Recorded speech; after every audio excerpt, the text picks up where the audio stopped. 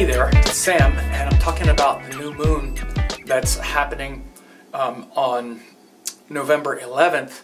It's going to be happening in the nakshatra of Vishaka in Libra at around 25 degrees of Libra.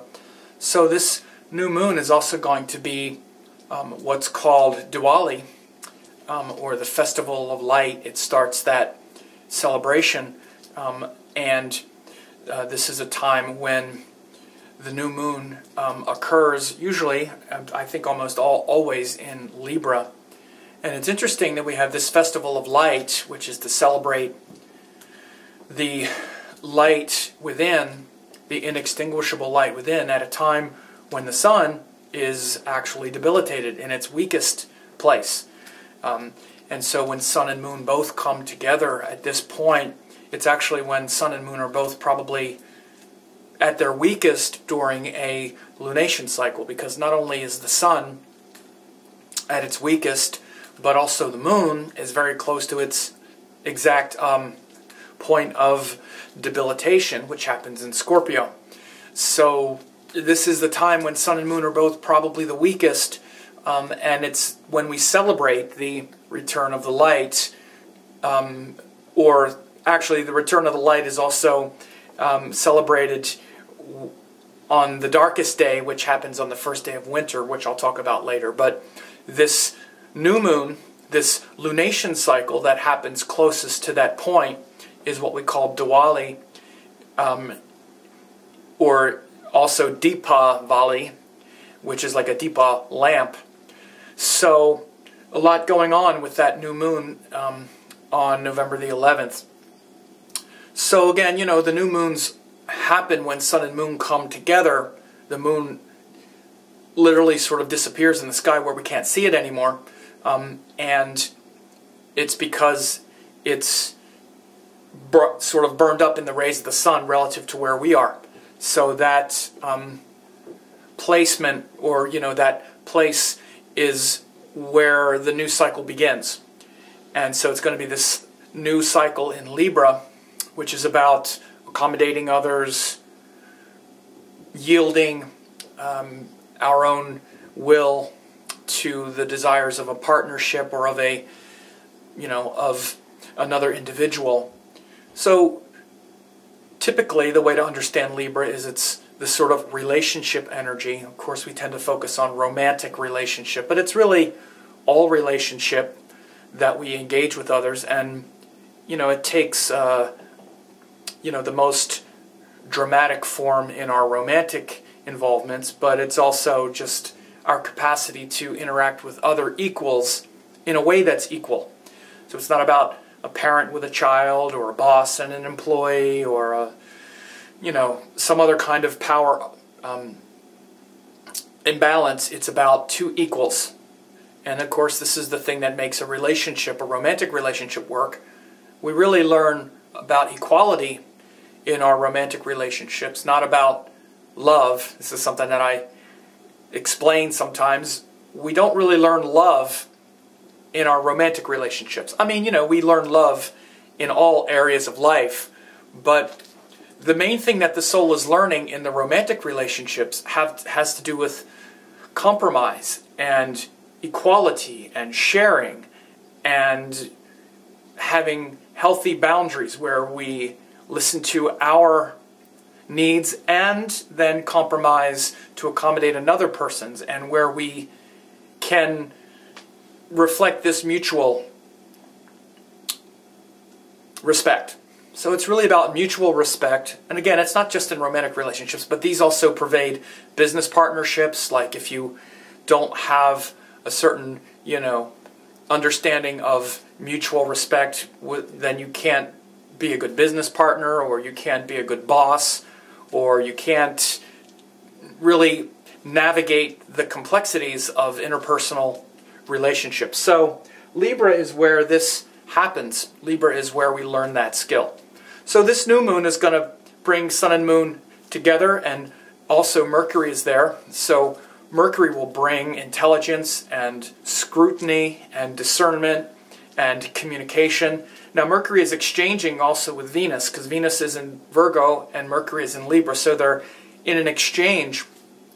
Even though Venus is debilitated and joined Rahu and Mars, those things are tricky. And in particular, Mars and Rahu are very close together now. So there's a kind of frustration and maybe a kind of smoldering criticism that's going on in everyone's mind right now. That's going to be pretty heavy. That, coupled with the fact that the moon is getting dark and, you know, passing through this region of the sky as it wanes and gets closer to new, is making it a pretty heavy feeling new moon. But the capacity to really learn the lesson and really grow in wisdom and understanding through this cycle is really supported by this exchange between Mercury and Venus, because when the planets exchange, they share energy.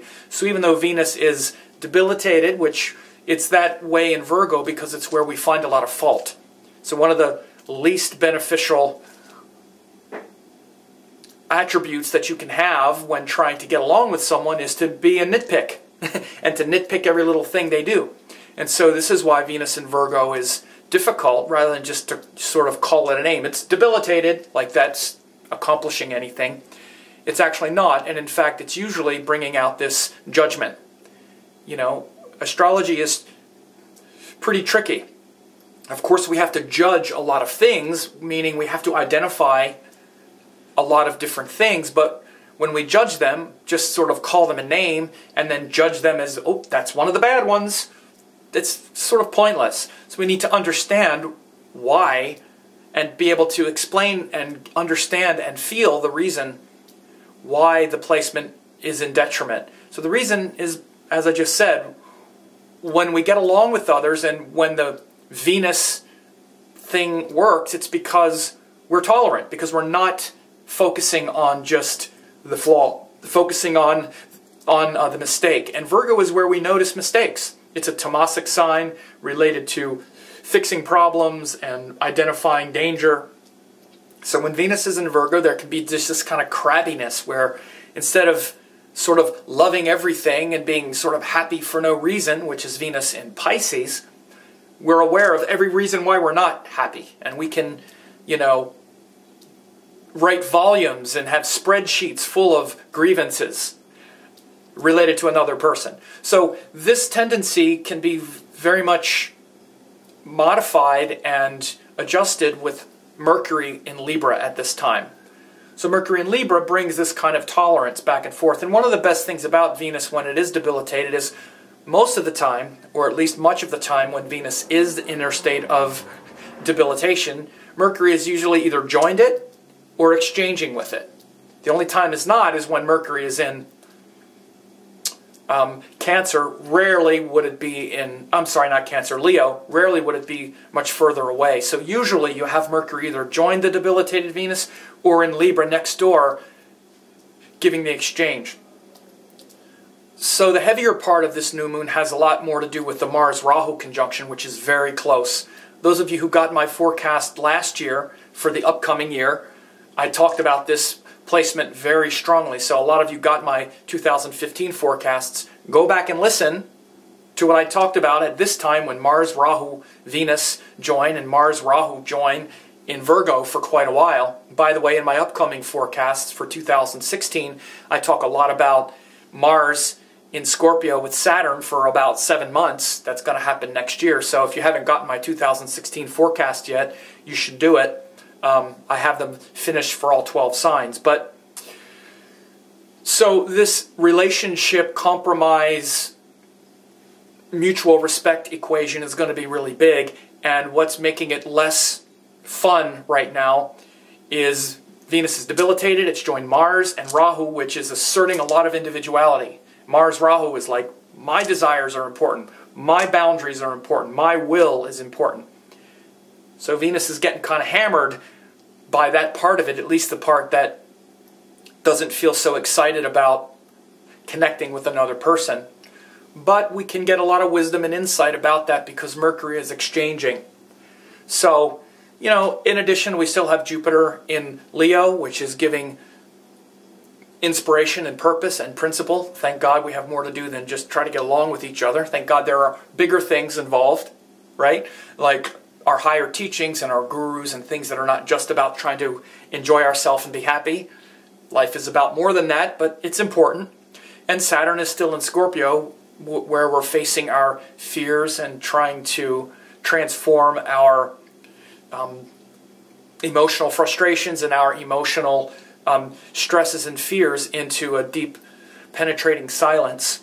So again, Saturn in Scorpio gives that potential and that promise, but it also gives us a sort of trembling fear that we're not so ready to look into. So this is the kind of difficulty of Saturn in Scorpio, where it's been since the end of 2014, since the end of last year. So quite a bit going on. If you want to hear how this affects your sign for the next 30 days, you can join my member site, only $1, and I'll describe this for your sign and all the 12 signs. And in addition to that, you also get a chart reading template. You also get daily forecasts. You can see for only $1. You can sign up for that. And like I said, I just finished my 2016 forecasts for all 12 signs, and also the webinar, the free web class on 2016, so you can register for that also. And I hope you have a great week, and that this new moon in Libra, this Diwali, this return of the light, or this lighting of the lamp. I shouldn't say return of the light. That's actually more the Sankranti, the winter solstice. But this procession of light, it's actually related to Lord Rama when he returned from the darkness, when he returned from the forest.